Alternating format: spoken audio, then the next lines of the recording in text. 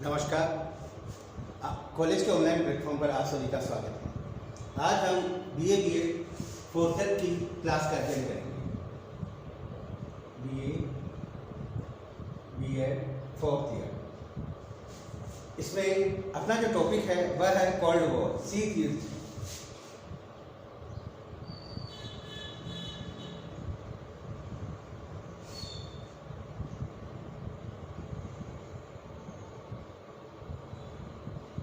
शीत युद्ध, और यह शीत युद्ध का जो चैप्टर है वो सेकंड है, पार्ट द्वितीय। इससे पहले वाली क्लास में हमने शीत युद्ध के अर्थ, परिभाषा, प्रकृति का अध्ययन किया था और साथ ही जो अपना टॉपिक चल रहा था शीत युद्ध के उत्पत्ति के कारण। इनमें 3-4 महत्वपूर्ण कारणों का हमने अध्ययन किया था, जैसे याल्टा सम्मेलन की अवहेलना, बाल्कन प्रदेशों पर अतिक्रमण, यूनान में सोवियत प्रभाव और द्वितीय मोर्चे का प्रश्न, युद्धोत्तर उद्देश्यों में अंतर, ऐतिहासिक कारण। इनकी विस्तृत चर्चा परिचर्चा हमने पिछले वाली क्लास में की थी। इस क्लास में हम देखेंगे इससे आगे कोल्ड वॉर के कारण, जिनमें अगला है टर्की पर सोवियत संघ का दबाव, यानी टर्की। एक तरफ से शीत युद्ध अमेरिका और रूस के मध्य बातचीत से लड़ाई करने वाला युद्ध था, तो रूस अधिक से अधिक देशों पर अपना प्रभाव स्थापित करके अपने ओर करना चाहता है। वही अमेरिका भी अन्य देशों के साथ मिलकर बहुत ज़्यादा देशों पर अपना प्रभाव स्थापित करना चाहता है। यही प्रभाव वाली स्थिति ही आगे चलकर शीत युद्ध का कारण बनी। कुछ इसके ऐतिहासिक में इसके कारण ढूंढे, किसी से अन्य जगह पर इसके कारण ढूंढे। इन्हीं कारणों का हम विस्तृत रूप से चर्चा परिचर्चा जारी रखेंगे। अतः अगला है टर्की। युद्ध के तुरंत बाद सोवियत संघ ने टर्की का कुछ प्रदेश बॉस्फोरस में नाविक अड्डा बनाने का अधिकार देने के लिए दबाव डाला। यानी रूस ने बॉस्फोरस पर अपना सैनिक अड्डा बनाने के लिए टर्की पर दबाव डाला, परंतु पश्चिमी राष्ट्र इसके विरुद्ध थे। यानी पश्चिमी जो अमेरिकी समर्थित गुट था वह इस बात के लिए टर्की के पर दबाव डालने के विरुद्ध था रूस द्वारा। जब टर्की पर सोवियत संघ का हस्तक्षेप बढ़ने लगा तो अमेरिका ने उसे चेतावनी दी, टर्की पर किसी भी प्रकार का अतिक्रमण सहन नहीं किया जाएगा। यानी अमेरिका ने स्पष्ट शब्दों में रूस से कहा, टर्की पर किसी प्रकार का दबाव स्वीकार नहीं किया जाएगा, आक्रमण स्वीकार नहीं किया जाएगा। मामला सुरक्षा परिषद में रखा जाएगा और यह अगर मामला बढ़ता है तो यह भी सुरक्षा परिषद में इसका मामला रखा जाएगा। अतः रूस रुका। अगला है अणु बम का आविष्कार।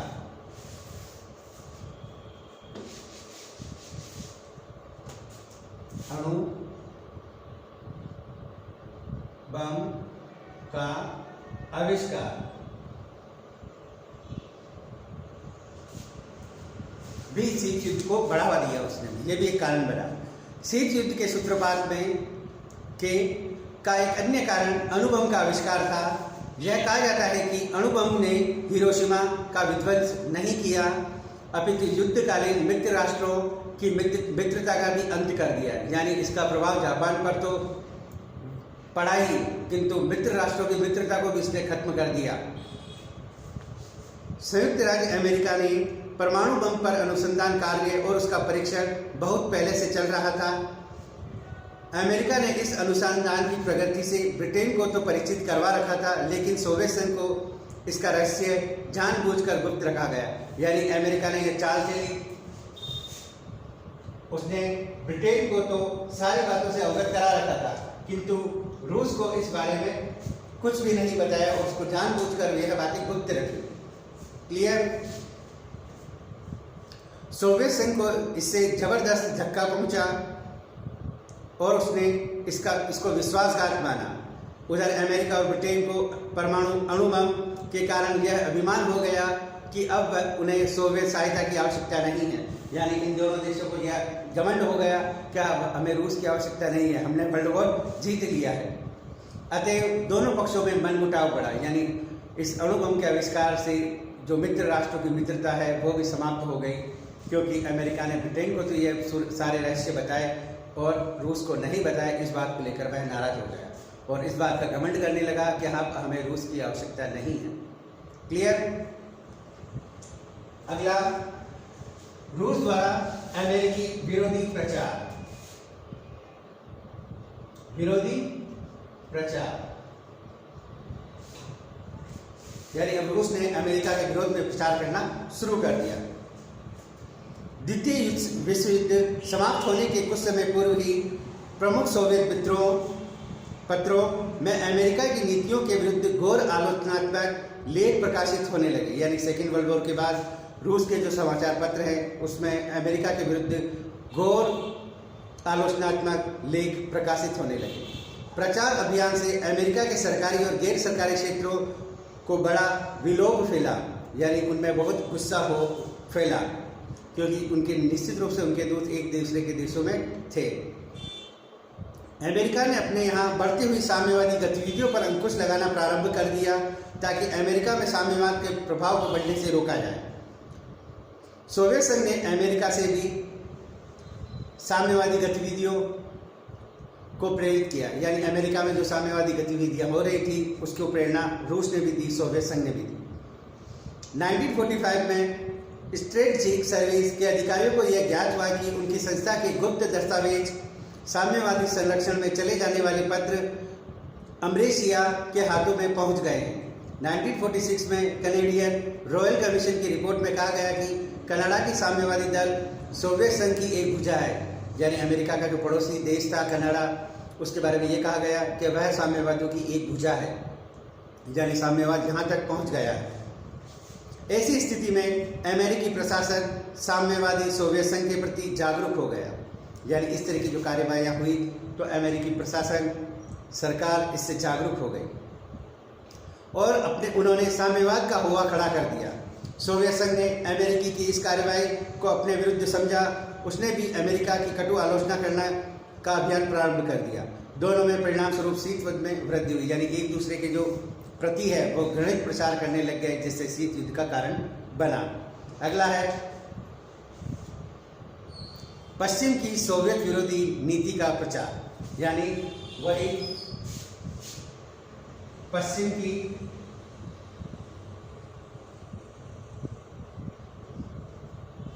यूएसएसआर के विरुद्ध प्रचार। यहाँ एक तरफ सोवियत संघ ने अमेरिकी विरोधी प्रचार किया तो पश्चिमी राष्ट्रों ने मिलकर के जो सोवियत संघ है उसके विरुद्ध प्रचार अभियान शुरू कर दिया। पश्चिमी की सोवियत विरोधी नीति और प्रचार अभियान ने मिलती जुलती आहुति में घी का काम किया, यानी इस आग को और बढ़ा दिया। 18 अगस्त 1945 को बर्नेट संयुक्त अमेरिका के राज्य सचिव तथा वे भी ब्रिटिश विदेश मंत्री ने अपनी विज्ञप्ति में सोवियत नीति के संदर्भ में कहा, हमें तानाशाही के एक स्वरूप के स्थान पर उसके दूसरे स्वरूप के संस्थापना रोकना चाहिए, यानी ये तानाशाही का जो दूसरा रूप है उसको रोकना चाहिए। 1946 में फुलटन भाषण में चर्चिल ने कहा, बाल्टिक में स्टालिन से लेकर एड्रियाटिक में ट्रिस्टेन तक जनता ने केवल सोवियत प्रभाव में है वरन सोवियत नियंत्रण में है, यानी यहाँ के जो भाग है यहाँ पर सोवियत नियंत्रण है और उसी का उन पर प्रभाव है। उसने आगे कहा कि स्वतंत्रता की दीपशिखा प्रज्वलित करने एवं ईसाई सभ्यता की सुरक्षा के लिए एक एंग्लो अमेरिकी गठबंधन की आवश्यकता है। एंग्लो अमेरिकी गठबंधन की आवश्यकता है।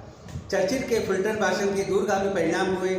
1946 के उपरांत दोनों पक्षों ने अपने मतभेदों को खुले आम रूप से प्रकट करना शुरू कर दिया, जिसमें दोनों पक्षों का एक दूसरे के प्रति शत्रुतात्मक दृष्टिकोण एक नगण्य सत्य बन गया, यानी अब यह खुलकर आमने सामने आने लगे और एक दूसरे की निंदा करने लगे। शायद चर्चिल के व्याख्यान का ही प्रभाव था जिसने मुनरो सिद्धांत को एक निश्चित स्वरूप प्रदान किया, जिसने मार्शल योजना का जन्म दिया। चर्चिल के फुलटन भाषण के संबंध में कहा गया कि ब्रिटेन के युद्धकालीन नेता के फुलटन भाषण ने शीत युद्ध का वास्तव में प्रारंभ नहीं किया हो तो भी उसका प्रथम बुलंद उद्घोषणा थी। यानी ब्रिटेन के इतिहासकार लेखक ये मानते हैं कि जो चर्चिल ने फुलटन भाषण दिया था वही इस शीत युद्ध की आधिकारिक घोषणा की गई। अगला है बर्लिन की नाकेबंदी।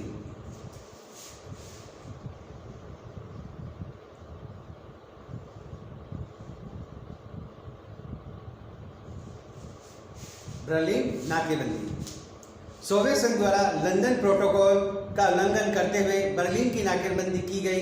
इससे पश्चिमी देशों ने सुरक्षा परिषद में सोवियत संघ की नाकेबंदी के विरुद्ध शिकायत की और इसे कार्यवाही को शांति के लिए घातक बताया। यानी बर्लिन की जब नाकेबंदी की गई तो जो पश्चिमी राष्ट्र थे उन्होंने यूएन में कहा कि यह हमारे लिए बहुत घातक है, अतः इस पर अंकुश लगाना चाहिए और इसे शांति के लिए घातक भी उन्होंने बताया। नेक्स्ट अगला है वीटो का बार बार प्रयोग।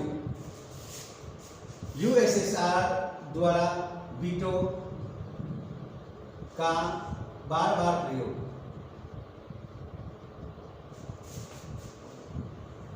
वीटो का बार बार प्रयोग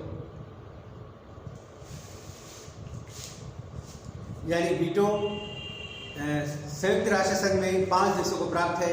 यानी 5 देशों में अगर एक राष्ट्र अगर किसी बात को लेकर मना कर देता है तो बाकी 4 को उसकी बात को मानना पड़ता है, यह वीटो है। अतः यूएनओ में रूस को भी वीटो का अधिकार प्राप्त था। अतः कोई भी पश्चिमी राष्ट्र अगर कोई बात करते तो वह उस पर वीटो कर देता, यानी बार बार उनकी बात को नकार देता ताकि वह चारों भी उस बात को नकार देते। सोवियत संघ ने अपने वीटो को अनियंत्रित प्रयोग द्वारा संयुक्त राष्ट्र संघ के कार्यों में बाधा डालना प्रारंभ किया, क्योंकि वह संयुक्त राष्ट्र संघ को विश्व शांति और सुरक्षा स्थापित करने वाली एक विश्व संस्था न मानकर अमेरिका के विदेश विभाग का एक अंग समझता था। यूएसएसआर ने बार बार अपना वीटो का प्रयोग किया क्योंकि वह यूएनओ को विश्व शांति के लिए आवश्यक संस्था न मानकर अमेरिकी विदेशी संस्था का एक अंग समझता था। यानी यह जो यूएनओ है वो अमेरिका द्वारा ही चलाया जा रहा है, ऐसी बात वह करता था। वीटो के बल पर उसने अमेरिका और पश्चिमी देशों के लगभग प्रत्येक प्रस्ताव को निरस्त करने की नीति अपना ली। यानी पश्चिम से अगर कोई प्रस्ताव आता तो वह उस पर वीटो कर देता। सोवियत संघ द्वारा वीटो के इस प्रकार बार बार दुरुपयोग करने से पश्चिमी राष्ट्रों की यह मान्यता बन गई कि वह इस संगठन को समाप्त करने के लिए प्रयत्नशील है। यानी बाकी जो अन्य देश थे उनके मन में ये बात घर कर गई कि रूस जो ये सोवियत संघ है वह इस संस्था को नष्ट करना चाहता है और इसमें भी प्रगतिशील है, प्रयत्नशील है।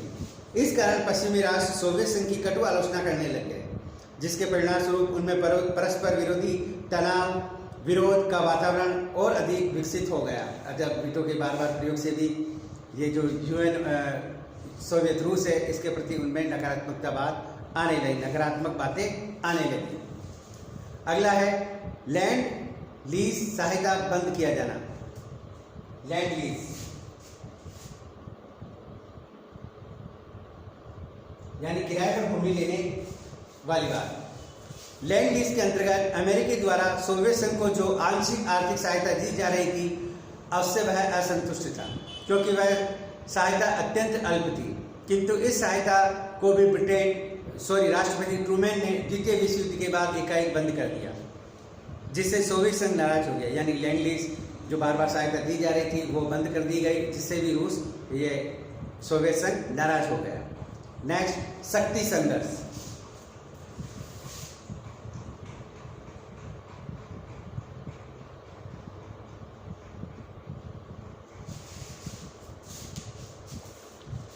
अंतर्राष्ट्रीय राजनीति शक्ति संघर्ष की राजनीति है। यानी अंतर्राष्ट्रीय स्तर पर जो राजनीति की जाती है वो शक्ति ज़्यादा से ज़्यादा प्राप्त करने की राजनीति की जाती है।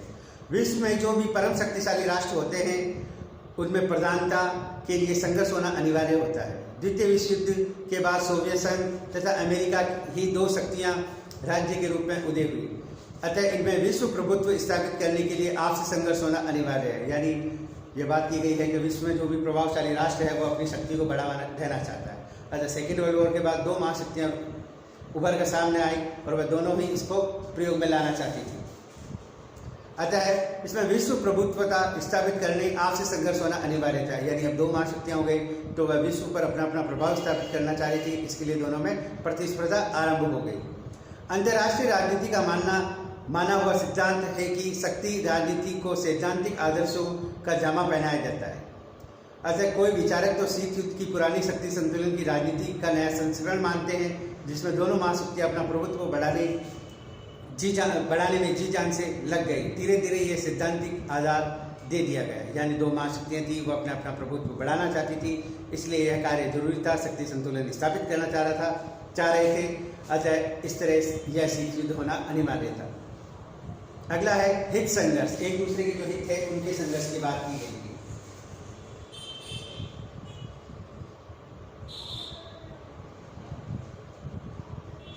हित संघर्ष। शीत युद्ध वस्तुतः राष्ट्रीय हितों का संघर्ष था। द्वितीय महायुद्ध के उपरांत इनके मुद्दे पर सोवियत संघ और अमेरिका के स्वार्थ आपस में टकराते थे। ये विवादास्पद मुद्दे थे जर्मनी का प्रश्न, बर्लिन का प्रश्न, पूर्व यूरोप में साम्यवादी शासन की स्थापना करना आदि। ये इनके आपसी हित थे जो एक दूसरे से साधना चाहते थे। अतः इन आपसी हितों को लेकर शीत युद्ध लड़ा गया, जिनमें जर्मनी का प्रश्न, बर्लिन का प्रश्न, पूर्वी यूरोप में साम्यवादी प्रचार का प्रश्न। अतः ये हम देखते हैं शीत युद्ध के विभिन्न कारण जो हमने पढ़े। परमाणु बम का आविष्कार, परमाणु बम का जो बात करते हैं, अमेरिका ने उसका प्रयोग किया गया, रिसर्च की गई। इस बात को ब्रिटेन से तो उसने बताया, किंतु उसने रूस को नहीं बताया। इस बात को लेकर सोवियत संघ के जो देश थे वो नाराज हो गए। विरोधी प्रचार, रूस ने अमेरिकी विरोधी प्रचार करना शुरू कर दिया, तो वहीं पश्चिमी देशों ने भी सोवियत संघ के विरुद्ध प्रचार करना प्रारंभ कर दिया। बर्लिन की नाकेबंदी की गई, उसमें भी था। वीटो का बार बार प्रयोग रूस द्वारा किया गया, जिससे पश्चिमी राष्ट्रीय मानने लगे कि जो संस्था है उसको नष्ट करना चाहते हैं। वहीं पश्चिमी देश ये मानते थे कि रूस इस प्रकार वीटो का बार बार प्रयोग करके सोवियत संघ के जो देश हैं वह उनकी कार्यवाही को प्रभावित कर रहे हैं। नेक्स्ट, रूस ये मानता था, सोवियत संघ ये मानता था कि ये जो पश्चिमी राष्ट्र है, जो यूएनओ उसका एक विदेश नीति है, उसका एक अंग है, क्योंकि ये उन्हीं के हितों की बात करता है। इस बात को लेकर दोनों में प्रॉब्लम है। लैंड लीज जो आर्थिक सहायता दी जा रही थी सोवियत देशों को, वह बंद कर दी पश्चिमी देशों ने। इस बात को लेकर भी नाराजगी बढ़ी। शक्ति का संघर्ष, दोनों आपस में एक दूसरे को शक्ति और सामर्थ्य बताना चाहते थे, इसके लिए भी यह संघर्ष हुआ। नेक्स्ट, हित संघर्ष, दोनों के आपस में हितों का टकराव हो रहा था, अतः शीत युद्ध के यह कारण बने। नेक्स्ट, अगला हम पढ़ेंगे शीत युद्ध पर अंतर्राष्ट्रीय स्तर पर, अंतर्राष्ट्रीय राजनीति पर शीत युद्ध का प्रभाव। आपको कारण मैंने बता दिया।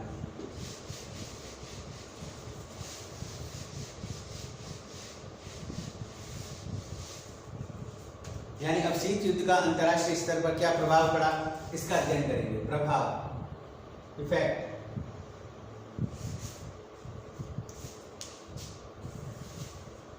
इम्पैक्ट देखेंगे। विश्व राजनीति को शीत युद्ध ने अत्यधिक प्रभावित किया। इसने विश्व में भय और आतंकवाद के वातावरण को जन्म दिया, जिससे शस्त्रों की होड़ बढ़ गई। यानी ज़्यादा से ज़्यादा शस्त्र इकट्ठे करने की होड़ बढ़ गई। इसने संयुक्त राष्ट्र संघ जैसी संस्था को पंगु बना दिया। यानी जो द्वितीय विश्व युद्ध के बाद एक यूएनओ की स्थापना की गई थी, उसको पंगु बना दिया। ये जो विश्व शक्ति देश थे, यही आपस में लड़ने लगे और इन्होंने मिलकर ये बात कही थी कि हम विश्व में शांति और युद्धों को विराम लगाएंगे, शांति की स्थापना करेंगे।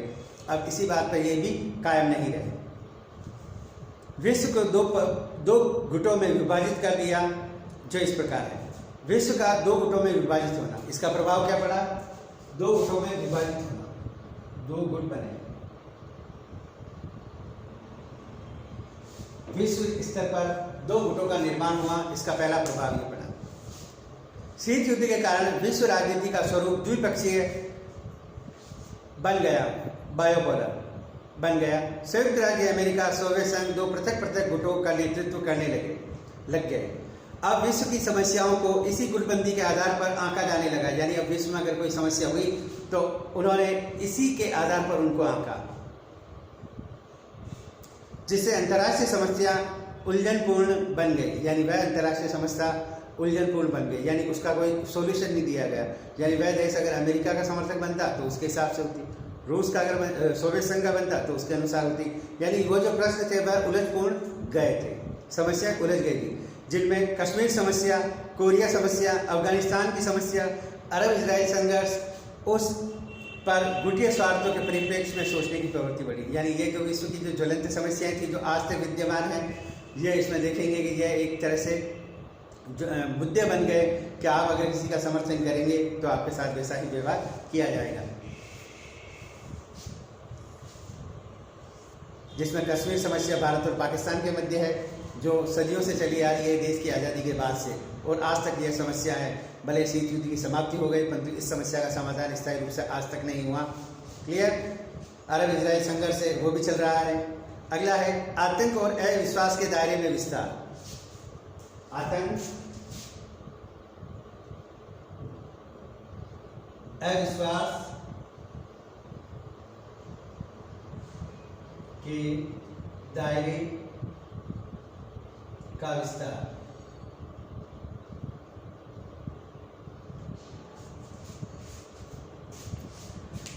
शीत युद्ध ने राष्ट्रों को भयभीत किया, आतंक और अविश्वास का दायरा बढ़ाया।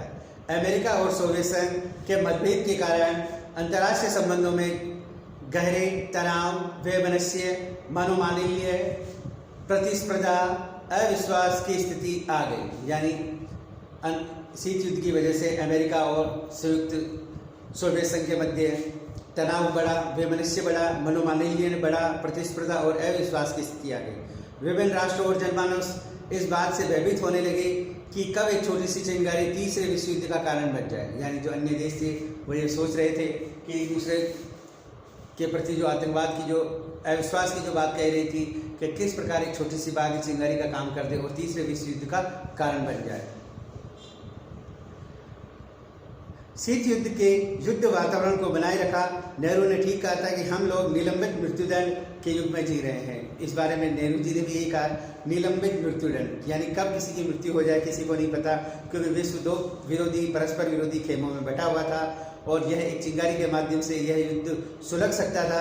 अतः नेहरू ने सही कहा कि यह एक निलंबित मृत्युदंड है। क्या पता कब किसकी मृत्यु हो जाए, इसके बारे में निश्चित रूप से नहीं कहा जा सकता, क्योंकि परिस्थितियाँ उस समय अविश्वास और आतंक के जैसी मंडरा रही थी। इसलिए उन्होंने इस बात को कहा। आणविक युद्ध की संभावना।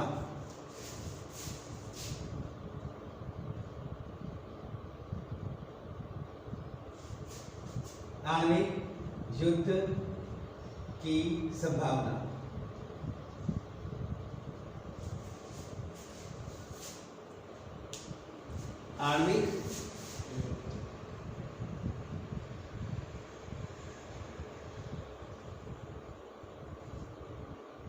आणविक युद्ध की संभावना। 1945 में आणविक शस्त्रों का प्रयोग किया गया। शीत युद्ध के वातावरण में यह महसूस किया जाने लगा कि अगला युद्ध भयंकर आणविक युद्ध होगा, क्योंकि उसके परिणाम विश्व देख चुका था। अमेरिका ने जापान पर आणविक बम गिरा दिया था। अतः विश्व में यह महसूस किया जाने लगा अगला जो भयंकर युद्ध होगा वो आणविक युद्ध होगा। क्यूबा संकट के समय आणविक युद्ध की संभावना बढ़ गई। अब लोगों को आणविक आतंक मानसिक रूप से सताने लगा। आणविक शस्त्रों के निर्माण की होड़ में वृद्धि हुई। आणविक शस्त्रों के परिप्रेक्ष्य में परंपरागत अंतर्राष्ट्रीय राजनीतिक व्यवस्था की संरचना ही बदल गई।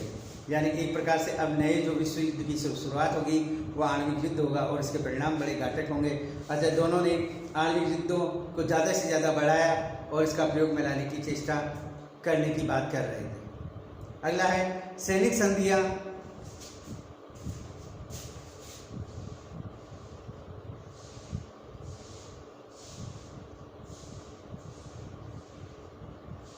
सैनिक संधियां या सैनिक समझौते, सैनिक गठबंधन।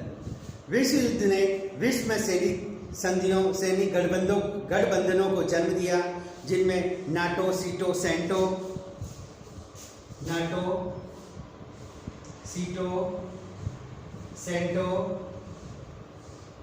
वार्सा पैक्ट, नाटो, सीटो, सेंटो, वार्सा पैक्ट जैसे सैनिक गठबंधन का प्रादुर्भाव हुआ। शीत युद्ध का परिणाम था। इसके कारण शीत युद्ध में उग्रता आई। इन्हें निशस्त्रीकरण की समस्या को और अधिक जटिल बना दिया।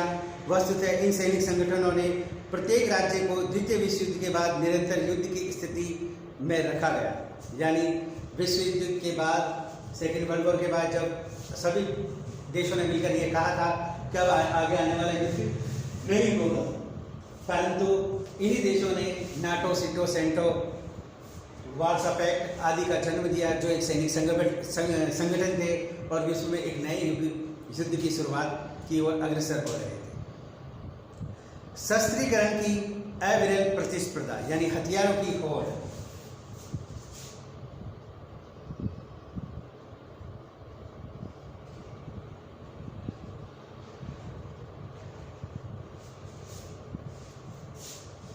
शीत युद्ध ने शस्त्रीकरण की होड़ को बढ़ावा दिया, जिसके कारण विश्व शांति और निःशस्त्रीकरण की योजनाएं धूमिल हो गई।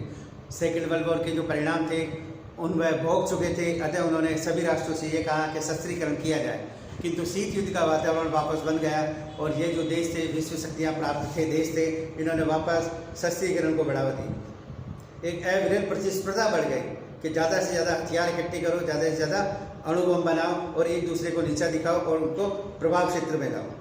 और उनका जो शस्त्रीकरण की योजना थी सेकेंड वर्ल्ड वॉर के बाद, उसको धूमिल कर दिया। कैनेडी ने कहा था, शीत युद्ध में शस्त्रों की शक्ति, शस्त्रों की होड़, विध्वंसकारी शस्त्रों की खोज को बढ़ावा दिया। यानी शीत युद्ध में शस्त्रों की खोज, शस्त्रों को बढ़ावा दिया गया, शस्त्र शक्ति को बढ़ावा दिया गया, जिससे अरबों डॉलर शस्त्र निर्माण के प्रति खर्च किए गए। यानी अरबों डॉलर शस्त्र निर्माण के लिए खर्च किए गए, जो एक चिंता की बात थी शीत युद्ध में, क्योंकि उसने उसको प्रभाव क्षेत्र में ला दिया था। कब अगला जो युद्ध होगा वो इन्हीं अस्त्र शस्त्रों और आणविक युद्धों का होगा। अतः अविरल प्रतिस्पर्धा चल पड़ी। अगला है अंतर्राष्ट्रीय राजनीति का यंत्रीकरण। अंतर्राष्ट्रीय राजनीति का यंत्रीकरण।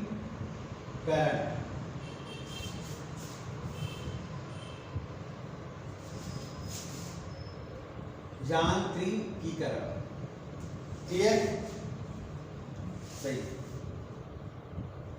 यांत्रिकीकरण। शीत युद्ध का अर्थ स्पष्ट यह लिया जाता है कि विश्व दो भागों में विभक्त है।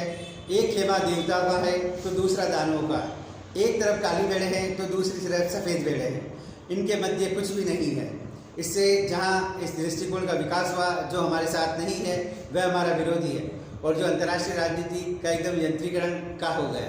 यानी अब यही माना गया कि एक तरफ देवता है तो एक तरफ दानव। यानी स्पष्ट रूप से ये प्रभाव दिखाई देने लगा। एक तरफ काली भेड़ें हैं तो एक तरफ वाइट भेड़ें, सफ़ेद भेड़ें। जो हमारे साथ नहीं है वो हमारा विरोधी है। यानी एक तरह से मसीही युद्ध का हो गया कि तो एक्सेप्ट है कि नेग्लेक्ट है। इस तरह की बात युद्ध अंतर्राष्ट्रीय राजनीति का यंत्रीकरण हो गया। जो हमारे साथ है मतलब हमारे साथ नहीं है वो हमारा विरोधी है। हम गोरी भेड़ें हैं, वो काली भेड़ें हैं। हम देवता हैं, वो दानव है। अतः हमें उनका विनाश करना अनिवार्य है। एक तरह से युद्ध का यांत्रिकरण हो गया। जिस प्रकार यंत्र काम करता है उसी थोड़ी पर वो काम करता था। यानी उसका जो अगर पार्ट्स है तो वो उसे एक्सेप्ट करेगा, अगर उसका पार्ट्स नहीं है तो वो उसका विरोधी हो जाएगा। और यहाँ विरोधी का मतलब है कि वो हमारा दुश्मन है। ऐसी बात उनमें घर कर गई और जो अंतर्राष्ट्रीय राजनीति थी वह का यांत्रिकरण हो गया। अंतर्राष्ट्रीय राजनीति में सैनिक दृष्टिकोण का पोषण, यानी अंतर्राष्ट्रीय राजनीति में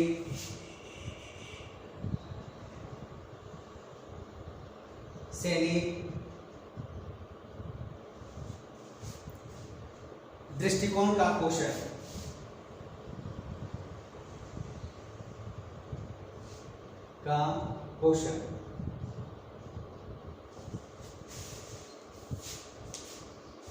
शीत युद्ध से अंतर्राष्ट्रीय राजनीति में सैनिक दृष्टिकोण, मिलिट्री आउटलुक का पोषण हुआ।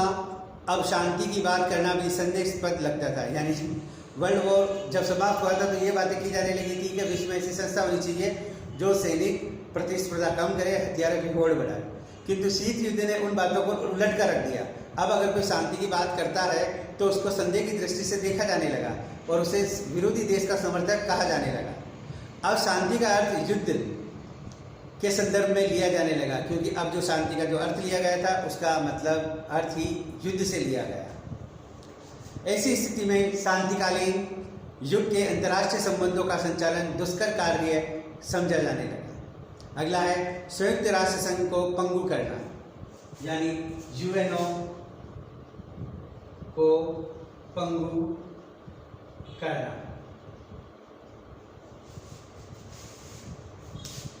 शीत युद्ध के कारण संयुक्त राष्ट्र संघ जैसा विश्व संगठन का कार्य में भी अवरोध उत्पन्न हो गया। यानी शीत युद्ध के कारण यूएनओ के जो कार्य करने की जो शैली थी उसमें भी परिवर्तन आया।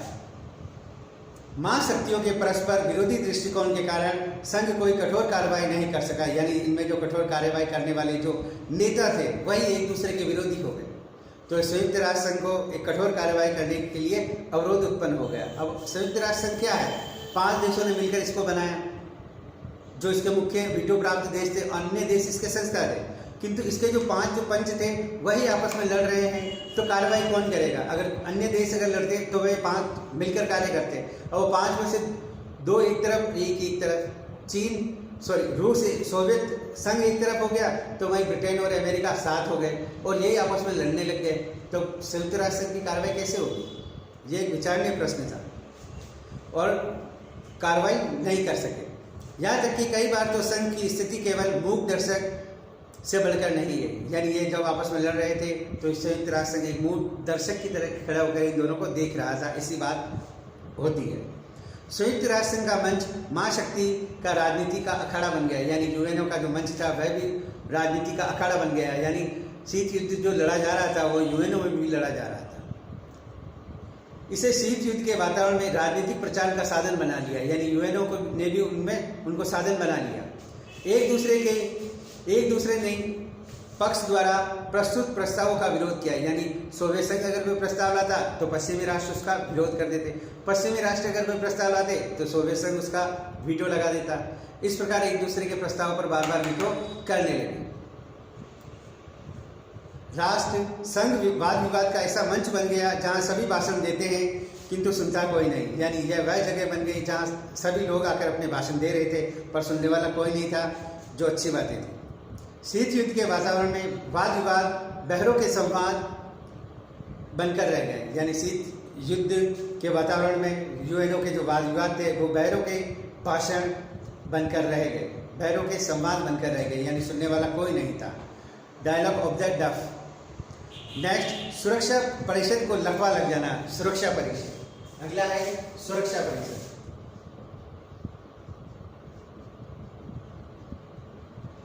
यूएनओ की जो सुरक्षा परिषद थी जिसके सदस्य 5 राष्ट्र थे, ब्रिटेन, अमेरिका, फ्रांस, चीन, रूस, वह कोई काम नहीं कर रही थी क्योंकि वही आपस में लड़ रहे थे, उनके 3 देश। शीत युद्ध के कारण सुरक्षा परिषद को लकवा लग गया। सुरक्षा परिषद जैसी संस्था जिसके कंधों पर अंतर्राष्ट्रीय शांति और सुरक्षा स्थापित करने का दायित्व, त्वरित निर्णय लेने का भार डाला था, सोवियत संघ और अमेरिका के पूर्व व पश्चिमी संघर्ष का अखाड़ा बन गई।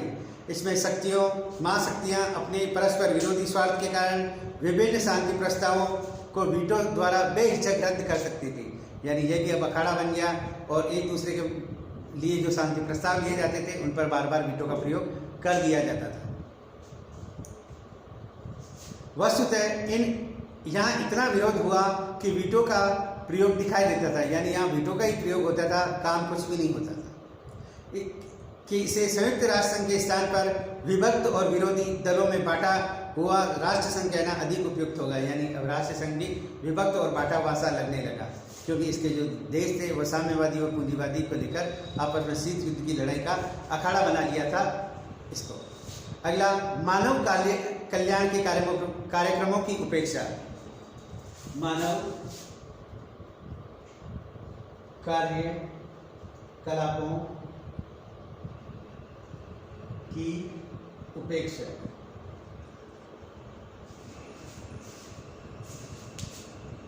शीत युद्ध के कारण विश्व राजनीति का केंद्रीय बिंदु सुरक्षा की समस्या तक ही सीमित रह गया। यानी सुरक्षा, एक दूसरे की सुरक्षा तक ही यह सीमित रह गया। मानव कल्याण से संबंधित कई महत्वपूर्ण कार्यों का स्वरूप गौण हो गए। यानी मानव के डेवलपमेंट की बात की जा रही थी, वह अब गौण हो गई। शीत युद्ध के कारण ही तीसरी दुनिया के विकासशील देशों की भूखमरी, बीमारी, बेरोजगारी, अशिक्षा, आर्थिक पिछड़ापन, राजनीतिक अस्थिरता, आदि अनेक महत्वपूर्ण समस्याओं का उचित निदान यथासंभव नहीं हो सका। यानी बहुत सा उस समय जो चल रही थी मानव विकास, यानी मानव विकास के जो विरोध में थे, विरोधी समस्याएं थी, जिनमें भुखमरी, बीमारी, बेरोजगारी, अशिक्षा, स्वास्थ्य, आर्थिक पिछड़ापन, राजनीतिक अस्थिरता, इस पर इन महाशक्तियों ने किसी भी प्रकार का ध्यान नहीं दिया और मानव संबंधित जो कल्याण की बात थी उसमें नहीं की गई, क्योंकि महाशक्तियों का दृष्टिकोण मुख्यतः शक्ति की राजनीति तक ही सीमित रहा। वह एक दूसरे को नीचा दिखाना, शक्ति स्थापित करना, वही उनका जो मुख्य ध्येय बन गया था। अतः जो मानव कल्याण की जो बात थी, अशिक्षा थी और स्वास्थ्य था, राजनीति थी, अस्थिर, मानव कल्याण की बातें आदि, उनको गौण स्थान मिला और अपनी शक्ति को ज़्यादा से ज़्यादा प्रदर्शन करने की बात वहाँ पर कर रहे थे, सीमित रहा। यह हो गए इसके प्रभाव क्षेत्र जहाँ शीत युद्ध ने विश्व में प्रभावित किया, जिनमें हमने देखा विश्व में दो गुट बन गए थे, सोवियत संघ और अमेरिकी गुट। आतंक और अविश्वास के दायरे में विस्तार हो गया, एक दूसरे के प्रति आतंक और अविश्वास की बातें ज़्यादा बढ़ी। आणविक युद्ध की संभावना अब ऐसा माना जाने लगा, अगला जो विश्व युद्ध होगा वो आणविक युद्ध होगा और जिससे विश्व में बहुत बड़ा एक संकट आने वाला है। हम एक विलंबित मृत्युदंड की ओर जा रहे हैं, यानी किसकी मृत्यु कब हो जाएगी इस वातावरण में किसी को नहीं पता, नेहरू जी ने ये कहा था। अब जो सैनिक संध्या की गई थी वो नाटो, सीटो, सेंटो, वार्सा पैक्ट आदि देशों ने अलग अलग आदि ये जो महाशक्ति देश थे उन्होंने अलग अलग लोगों से, अलग अलग देशों से संध्या की, सैनिक संध्या की और उन्हें अपने खेमे में लाने की बात कही। नेक्स्ट, हथियारों की होड़ मच गई, लोग ज़्यादा, ये जो देश थे वो ज़्यादा से ज़्यादा शस्त्रों की खोज, शस्त्रों का निर्माण और उनके प्रयोग पर आदि पर ज़्यादा से ज़्यादा पैसा, अरबों डॉलर खर्च कर दिए। नेक्स्ट हम देखेंगे संयंत्रीकरण। इसमें ये कहा गया जो हमारा समर्थक है तो ठीक है, नहीं तो वह हमारा विरोधी है। नेक्स्ट, यूएनओ को पंगु बना दिया, यूएनओ भी इनके एक शक्ति संघर्ष का एक केंद्र बन गया। यूएनओ ने भी उचित कार्रवाई नहीं की, क्योंकि यूएनओ में जो देश थे उनका भी दो भागों में विभाजन हो चुका था, एक साम्यवादी, एक पूंजीवादी। अंतर्राष्ट्रीय राजनीति में सैनिक दृष्टिकोण का पोषण मिला, अब जिसके पास जितना पावर होगा वो उतना ही समर्थ होगा, ऐसी बातें करने लगे। नेक्स्ट, मानव के जो कार्यकलाप थे, अशिक्षा थी, बेरोजगारी थी, अस्थिर राजनीति थी, मानव स्वास्थ्य था, इनकी तरफ बिल्कुल भी ध्यान नहीं दिया गया और यह देश ज़्यादा से ज़्यादा अपना शक्ति का प्रदर्शन करने में डटे रहे। इससे निश्चित रूप से ये कह सकते हैं कि इसका प्रभाव क्षेत्र था वो बहुत बड़ा ही व्यापक था। उपयुक्त सभी परमाणु परिणामों शीत युद्ध के नकारात्मक परिणाम कहे जा सकते हैं।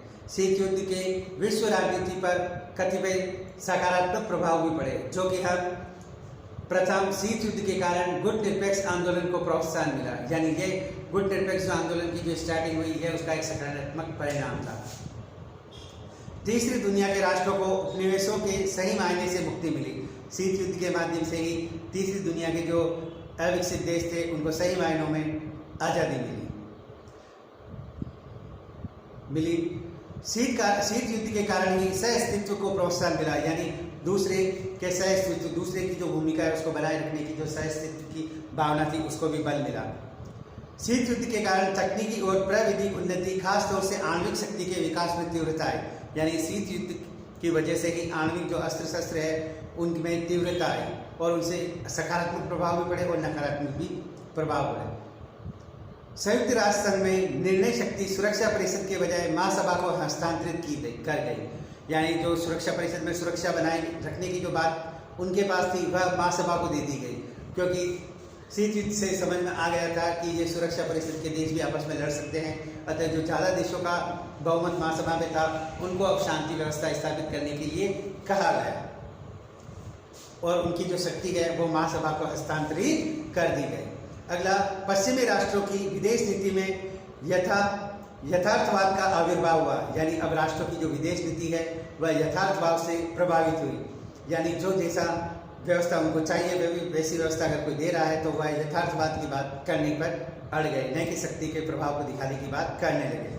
अगला, शीत युद्ध से शक्ति संतुलन की स्थापना हुई, यानी शीत युद्ध से अब शक्ति संतुलन की स्थापना हुई, यानी विश्व में जो बायोपोलर की स्थिति आ गई, दो शक्तियाँ आपस में एक दूसरे को बता रही थी कि हम ये अच्छे काम करेंगे और ये इतने बुरे काम कर रहा है, और दूसरी ये बता रही थी कि हम अच्छे काम करेंगे और ये बुरे काम कर रहे हैं, और दोनों अपनी अपनी शक्ति के अनुसार शक्ति संतुलन को बनाए रखने का काम कर रहे थे। इस प्रकार हमने अंतर्राष्ट्रीय राजनीति पर शीत युद्ध के प्रभाव को देखा, जिसमें विश्व के 2 गुटों में विभाजित होना, आतंक और अविश्वास के दायरे में विस्तार, आणविक युद्धों का भय, सैनिक संधियों और सैनिक गठबंधनों का बाहुल्य, शस्त्रीकरण की अविरल प्रतिस्पर्धा और अंतर्राष्ट्रीय राजनीति का यंत्रीकरण, अंतर्राष्ट्रीय राजनीति में सैनिक दृष्टिकोण का पोषण, संयुक्त राष्ट्र संघ का पंगु होना, सुरक्षा परिषद, मानव कल्याण की कार्यक्रमों की उपेक्षा, और इसी के साथ में ये इसके नेगेटिव प्रभाव देखें तो उसके पॉजिटिव प्रभाव भी देखें कि गुट निरपेक्षता को बढ़ावा मिला, विश्व के अन्य देश जो थे वो सही मायनों में आज़ाद हुए,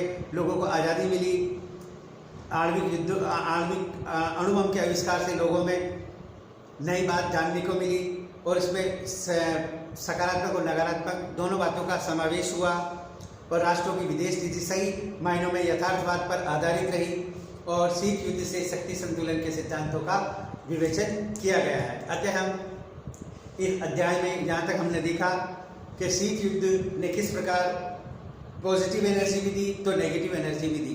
पॉजिटिव एनर्जी कम थी किंतु नेगेटिव एनर्जी ज़्यादा थी। आगे चलकर शीत युद्ध का अंत हुआ और सोवियत संघ का विघटन हुआ। इससे फिर यूनिपोलर विश्व व्यवस्था स्थापित हुई, यानी एक ध्रुवीय व्यवस्था स्थापित हो गई। अतः हम इसके आगे और इसका अध्ययन जारी रखेंगे। अतः निष्कर्ष है 1989 में विश्व इतिहास में चमत्कारी मोड़ आया। शीत युद्ध के मूल कारणों की समाप्ति हो गई, बर्लिन की दीवार का पतन हो गया, जर्मनी का एकीकरण हो गया, वार्सा पैक्ट भंग कर दिया गया, दोनों महाशक्तियों के बीच सहयोग और मधुर संबंधों का सूत्रपात हुआ। यह शीत युद्ध की समाप्ति का ही परिणाम था। खाड़ी संकट के समय सोवियत संघ और अमेरिका ने मिलकर सुरक्षा परिषद के प्रस्तावों को समर्थन किया।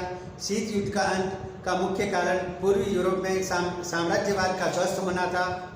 सोवियत संघ में उभरता हुआ आर्थिक एवं राजनीतिक संकट था। सोवियत संघ अमेरिका से प्रतिस्पर्धा करने की स्थिति में नहीं था क्योंकि वहाँ पर आर्थिक हालात बिगड़ चुके थे।